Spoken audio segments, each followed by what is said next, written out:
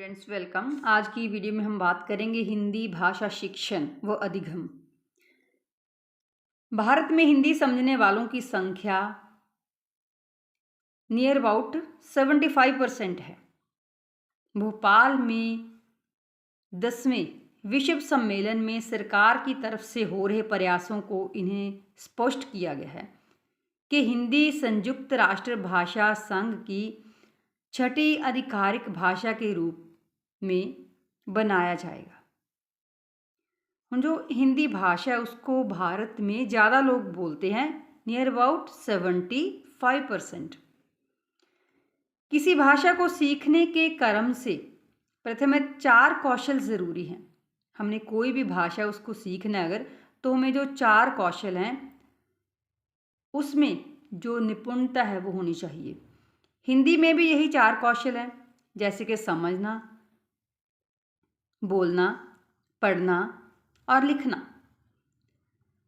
हुण समझना मीन्स जब हम सुनेंगे तब हम समझ पाएंगे। बोलना मौखिक अभिव्यक्ति, जो हमारे पास ज्ञान है उसको मौखिक बताना, जहाँ हमने पढ़ लिया उसको बताना। पढ़ना जो अक्षर हैं, वर्ण हैं, मात्राओं हैं, इनका ज्ञान। लिखना मीन्स लिपि की बनावट, कैसे इनको लिखना है, शुद्ध लिखना। ये 4 जो कौशल हैं वो हमारे लिए आवश्यक हैं। धीरे धीरे गहन अध्ययन, स्वाध्याय से गद्य, कविता, लेखों का बोध, साहित्य का ज्ञान इत्यादि भी आवश्यक रहता है। अगर हमारे पास ये 4 कौशल हैं, किसी भी भाषा के साथ संबंधित हम बात कर लें, तो हम उसके बाद जो और ज्ञान प्राप्त करना है तो हमारे लिए वो बहुत इजी हो जाएगा। हम बहुत आसानी से सीख सकते हैं, पढ़ सकते हैं। भाषाई कौशल बढ़ाने के लिए निरंतर अभ्यास की आवश्यकता रहती है। अगर हम ये भाषाई जो 4 कौशल हैं इनको आगे हमने और बढ़ाना है तो हमें क्या करना है, और अभ्यास करना है। जितना हम अभ्यास करेंगे उतना ही ये हमारे जो कौशल हैं और डेवलप हो जाएंगे और बढ़ेंगे। शिक्षक को हिंदी शिक्षण में इस बात पर विशेष ध्यान रखना होता है कि शिक्षण का नियोजन इस ढंग से करे कि छात्रों की योग्यताओं के अनुसार व्यक्तित्व का विकास का प्रयास किया जा सके। हम जो हिंदी पढ़ाने वाला है तो उसने क्या देखना है कि जो हिंदी पढ़ रहे हैं जो छात्र, उनकी योग्यताओं के हिसाब से उनका जो व्यक्तित्व है उसका विकास करना है। इसके अनुसार जब हिंदी शिक्षण हो तो शिक्षक और शिक्षार्थी समान रूप से क्रियाशील रहें। चाहे पढ़ने वाला है चाहे पढ़ाने वाला है, दोनों ने क्रियाशील रहना है। क्योंकि जितनी देर तक हम क्रियाशील रहकर कोई भी काम कर रहे हैं, कुछ सीख रहे हैं, तब हमारी जो व्यक्तित्व है उसका विकास अच्छे से होगा। परंतु आज के शिक्षण में शिक्षक के अपेक्षा शिक्षार्थी अधिक सक्रिय रहता है। शिक्षण में जो शिक्षक के अपेक्षा जो शिक्षार्थी है वो क्या अधिक सक्रिय रहता है। शिक्षण प्रक्रिया में देखा जाता है कि अक्सर औसत शिक्षार्थियों के अनुसार शिक्षण की व्यवस्था रहती है। जो औसत में जो एवरेज स्टूडेंट्स होते हैं उनके हिसाब से शिक्षण होता है। व्यक्तिगत विभिन्नताओं पर यथानुसार ध्यान नहीं दिया जाता, क्योंकि जो सभी बच्चे हैं वो एक जैसे नहीं होते। व्यक्तिगत विभिन्नताएं उनमें पाई जाती हैं, पर इस बात पर जो ध्यान है वो नहीं दिया जाता। और प्रतिभाशाली तथा कमज़ोर शिक्षार्थियों की अवहेलना रहती है। जो बच्चे ज़्यादा पढ़ने में होशियार हैं, प्रतिभाशाली हैं, या जो कमज़ोर बच्चे होते हैं क्लास में, इनकी ओर जो ध्यान है वो नहीं दिया जाता। जो एवरेज बच्चे हैं उन पर ध्यान दिया जाता है। पर यदि हम उनकी कठिनाइयों की बात करें तो ना ही सामान्य, न प्रतिभाशाली, न ही कमज़ोर शिक्षार्थियों पर कोई ध्यान नहीं रहता। अब प्रश्न क्या पैदा होता है कि शिक्षक को हिंदी शिक्षण में और शिक्षार्थियों को अधिगम के समय कौन कौन सी चुनौतियों का सामना करना पड़ता है। इनको हम 2 भागों में बांटेंगे। पहला है डायग्नोस्टिक टीचिंग, निदानात्मक शिक्षण। दूसरा है उपचारी शिक्षण, रिमेडियल टीचिंग। अब इसको हम डिटेल में बात करेंगे। पहला है डायग्नोस्टिक टीचिंग। जब किसी व्यक्ति को शारीरिक रोग है तो इलाज से पहले पता लगाया जाता है कि उसको क्या रोग या दोष है। जैसे कि हम बात करें कि कोई बच्चा अच्छे ढंग से बोल नहीं पाता या किसी को सुनाई नहीं देता, तो ये उसका शारीरिक रोग है, उसका शारीरिक दोष है। इस दोष का पता लगाना निदान कहलाता है, डायग्नोस कहलाता है। इस तरह जब शिक्षार्थी भाषा सीखते हैं तो वह कई प्रकार के दोष करते रहते हैं। दोष मीन्स कि उनकी जो कुछ कमियां रह जाती हैं, कुछ वो गलतियां करते हैं। उन्हें शिक्षण प्रक्रिया में चुनौतियों का सामना करना पड़ता है। कई विद्यार्थियों का अशुद्ध उच्चारण होता है, कुछ लिखने में व्याकरण एवं वर्तनी की अशुद्धियां करते हैं। विद्यार्थियों के भाषा संबंधी दोषों को यदि शिक्षक नहीं समझते तो वह दोष जीवन पर्यंत चलते हैं। मीन्स कि वो बच्चे अपने आप नहीं इम्प्रूव कर सकते। जितनी देर तक शिक्षक ध्यान नहीं देगा उतनी देर तक बच्चे वो जो सुधार है वो नहीं लाएंगे। यदि वहीं पर शिक्षक उनका उपचार करे तो निश्चित रूप से जो शिक्षार्थी हैं समझते भाषा अधिगम में आने वाली कठिनाइयों का हल निकाल लेते हैं।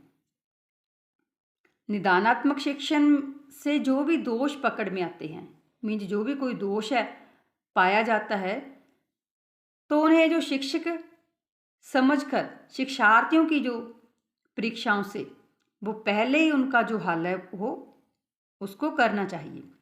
परीक्षाओं में प्राप्त अंकों के आधार पर विद्यार्थियों का क्षमताओं कर स्तर निर्धारित किया जाता है कि बच्चे ने कितने अंक प्राप्त किए हैं और उसका ग्रेड कौन सा आया है, क्योंकि उस समय अंकों के आधार पर स्तर का पता चलता है। यदि अंक कम हैं तो परीक्षा में त्रुटियां अधिक हैं और त्रुटियों का निवारण परीक्षाओं से पहले होना चाहिए ताकि जो बच्चा अपना जो ग्रेड है उसको इम्प्रूव कर सके। कई बार परीक्षा में अच्छे अंक प्राप्त करने पर त्रुटियां नजर आती हैं। यह शिक्षक द्वारा निदानात्मक शिक्षण ना होने के कारण से होता है।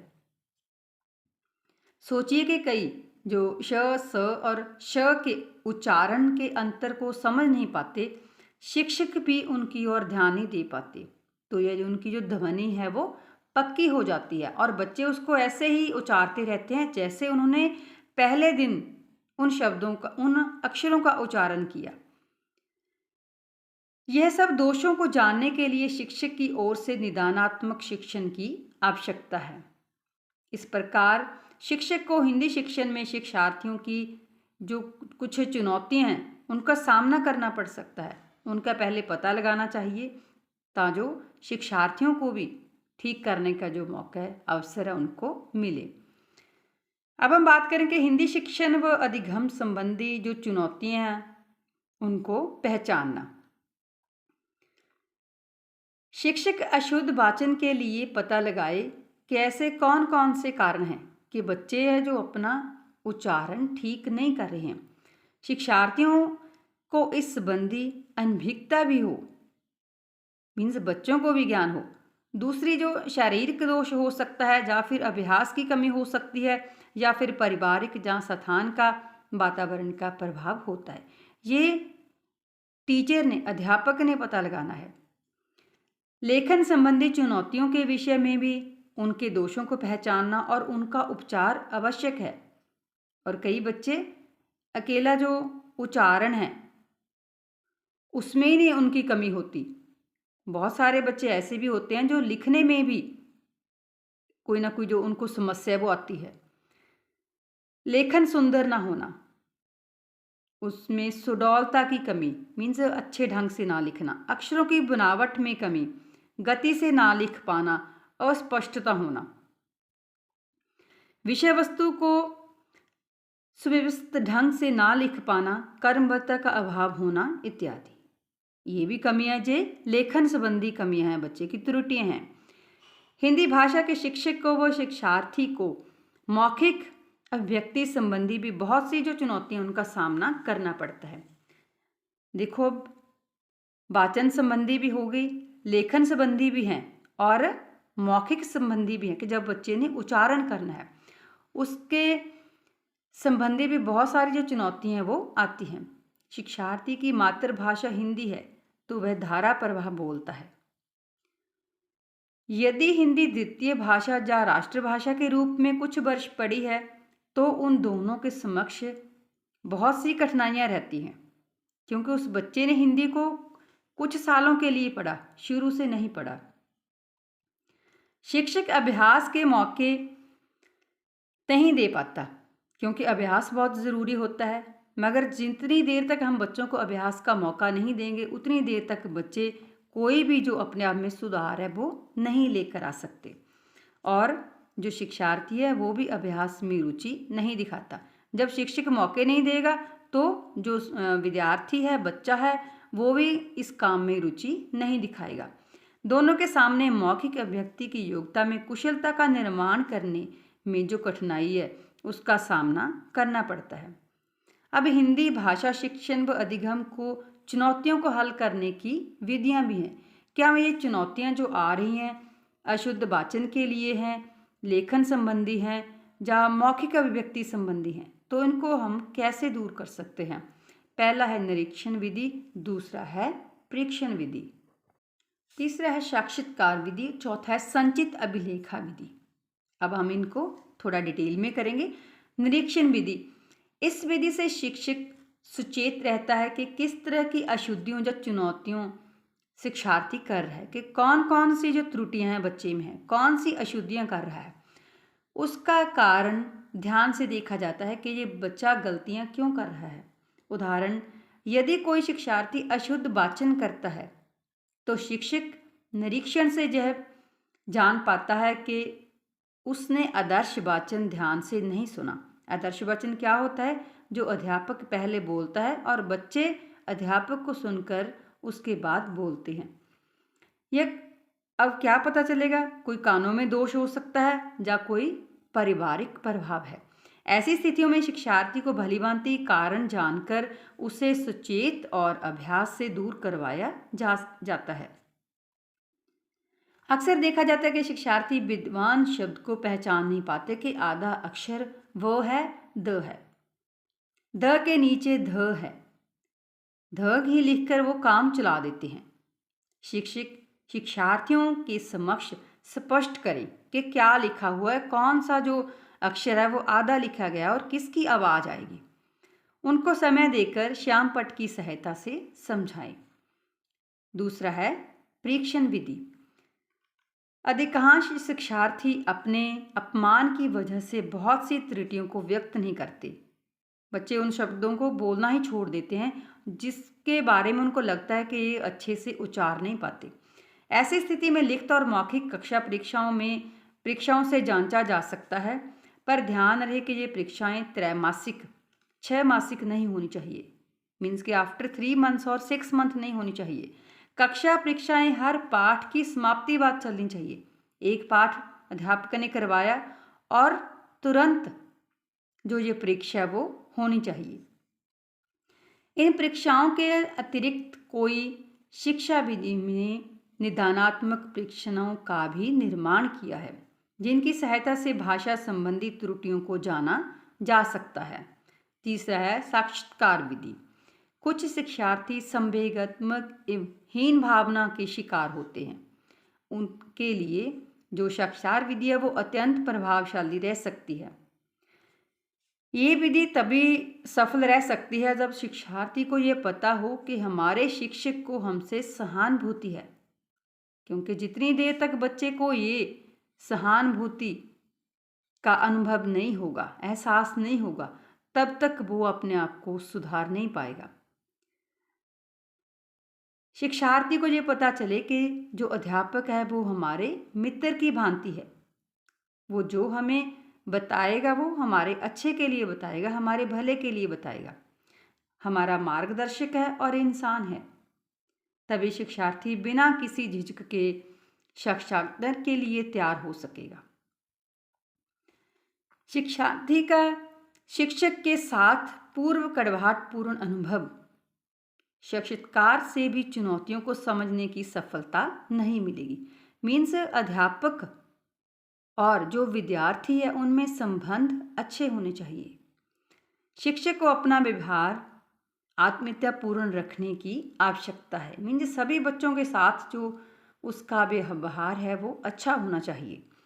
आगे है संचित अभिलेखा विधि। संचित अभिलेखा से अभिप्राय है कि विद्यार्थियों की प्रगति का लेखा जोखा रखना, जिसे हम बोलते हैं कि जो हमने बच्चों को उनका मूल्यांकन किया तो उसका हमने रिकॉर्ड रखना होता है। शिक्षार्थी के विद्यालय में प्रवेश से ही उसकी जो रुचियों, अभिरुचियों, इच्छाओं तथा विभिन्न क्रियाओं का जो रिकॉर्ड रखना वो बहुत ही आवश्यक है। शिक्षार्थियों की कठिनाइयों को समझने व जानने के लिए संचित लेखों को परखा जा सकता है।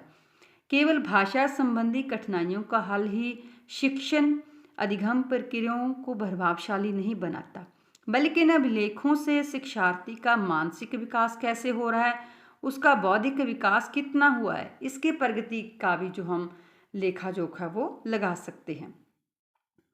परंतु यह अभिलेख पूर्ण और उचित ढंग व व्यवस्थित हो तभी इसका लाभ उठाया जा सकता है।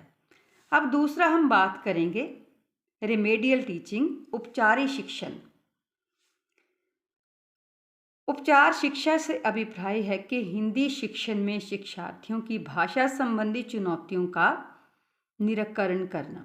जब शिक्षक ने जो हमने अभी विधियां पढ़ी हैं उनके द्वारा शिक्षार्थियों की भाषा के संबंधी जो त्रुटियां वो चुनौतियां थी उनको जान लिया है, क्योंकि ऊपर हमने विधियों के बारे में पढ़ा है ना, तो उस विधियों से अध्यापक ने बच्चों की जो त्रुटियां हैं, जो चुनौतियां, उनको पहचान लिया है, उनके बारे में जो जानकारी है वो हासिल कर ली है। शिक्षक जब तक उन्हें निराकरण नहीं करेगा तब तक जो शिक्षण एवं अधिगम प्रक्रिया पूरी नहीं हो सकती। मीन्स जो टीचिंग लर्निंग प्रोसेस है वो अच्छे ढंग से नहीं चल पाएगा। और उसके साथ ये भी जानना जरूरी है कि शिक्षक ने जो शिक्षार्थी को सिखाया है उसके सीखने पर उसमें परिवर्तन आया है या नहीं, क्योंकि जब शिक्षक बच्चों को सिखाता है तो यह जानना भी जरूरी है कि उसमें कुछ परिवर्तन आया है या नहीं, कि उसने कुछ सीखा भी है या नहीं सीखा। शिक्षक के सामने उपचार के समय बहुत बड़ी चुनौती रहती है। भाषा संबंधी विभिन्न प्रकार की चुनौतियां सामने हैं, पर उनका हल कैसे हो, क्योंकि कई बार टीचर को जो समस्या वो पता चल जाती है मगर उसका हल, उसके बारे में भी जानना बहुत ज़रूरी होता है। क्या करें कि शिक्षार्थियों के भाषाई विकास के लिए समुचित दिशा मिले और वांछित परिवर्तन हो सके। उपचार की विधियां। अब इसके लिए कैसे जो उपचार हैं वो करने हैं, कौन कौन सी विधियां हैं। पहला है सामूहिक उपचार विधि। कक्षा के समूह की ही भाषा संबंधी चुनौती का हल करना सामूहिक उपचार है, क्योंकि ये समस्या या त्रुटि किसी एक बच्चे की नहीं, पूरी जमात की भी हो सकती है, पूरी कक्षा के बच्चों की हो सकती है। शिक्षक इसके लिए सामान्य अशुद्धियों की जो सूची है वो तैयार करेगा, जैसे कि वाचन, अक्षर, विन्यास, लेखन, व्याकरण की सूचियां बना ली जाएं। तो कक्षा में शिक्षक आदर्श वाचन जरूर करे। आदर्श वाचन मीन्स के अध्यापक पहले बोलेगा और बच्चे अध्यापक को सुनकर उन शब्दों को दोहराएंगे, और शिक्षार्थियों से व्यक्तिगत वाचन भी करवाए। पहले तो सारे बच्चे इकट्ठे बोलेंगे, उसके बाद जो इकल्ले इकल्ले बच्चे को, एक एक बच्चे को बोलेगा कि आप अब बताओ इसको कैसे इसका उच्चारण होगा। इसी तरह अन्य त्रुटियों का हल श्यामपट्ट के प्रयोग से भी किया जा सकता है। इसमें शिक्षक और शिक्षार्थियों के समय की बचत भी होती है। आगे है व्यक्तिगत उपचार विधि। ये था सामूहिक, मीन्स पूरे कक्षा में सभी बच्चों की। यह है व्यक्तिगत उपचार, एक एक बच्चे की। व्यक्तिगत उपचार हर शिक्षार्थी की व्यक्तिगत चुनौतियों अर्थात अशुद्धियों, कठिनाइयों से संबंधित होता है, क्योंकि हो सकता है कि कक्षा में सभी बच्चे वो जो त्रुटियों वाले ना हो, सभी की एक जैसी समस्या न हो। इसमें मनोवैज्ञानिक सिद्धांतों पर ध्यान देना ज़रूरी होता है, क्योंकि उसकी अपनी क्षमताएं, योग्यताएं, रुचियां, अभिरुचियां होती हैं, क्योंकि सभी बच्चे एक जैसे नहीं होते। सबकी योग्यता, क्षमता, रुचियाँ, अभिरुचियाँ अलग अलग होती हैं। व्यक्तिगत विधि इसलिए भी उचित है कि इसमें शिक्षार्थी की परिस्थितियों, बौद्धिक और मानसिक विकास एवं उसकी विशेषताओं को भी ध्यान में रखा जाता है कि बच्चे की जो विशेषताएं हैं वो कैसी कैसी हैं, उनको भी ध्यान में रखा जाता है। शिक्षक अच्छा पारखी होता है क्योंकि उसको बच्चों की हर समस्या के बारे में ज्ञान होता है। यदि उसमें परख करने की योग्यता नहीं भी है, फिर भी उसे इसका विकास करना ही होगा। मनोविज्ञान का अध्ययन हर हिंदी शिक्षण के शिक्षकों के लिए आवश्यक विषय के रूप में होना चाहिए, तभी व्यक्तिगत उपचार विधि से कठिनाइयों को दूर करने की क्षमता गुण पैदा हो सकते हैं।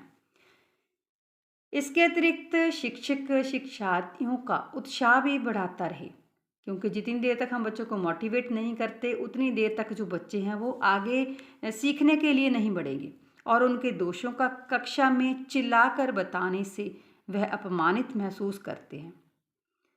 उन पर चिल्लाना नहीं है, उनको प्यार से समझाना है कि आपकी ये त्रुटि है और हम इसको कैसे दूर कर सकते हैं, उसके लिए आपने क्या करना है और मैं आपकी मदद कैसे कर सकता हूँ। ऐसा करने से उनके मन में गांठें बन जाती हैं। अगर हम बच्चों पर चिल्ला चिल्ला कर बोलते हैं कि ये आपके दोष हैं और वो हीन भावना के शिकार हो जाते हैं। उनके साथ प्रेम भावना, सद्भावना, सहानुभूतिपूर्ण व्यवहार बहुत आवश्यक है। डियर स्टूडेंट्स, इस वीडियो में सिर्फ इतना ही। Thanks for watching.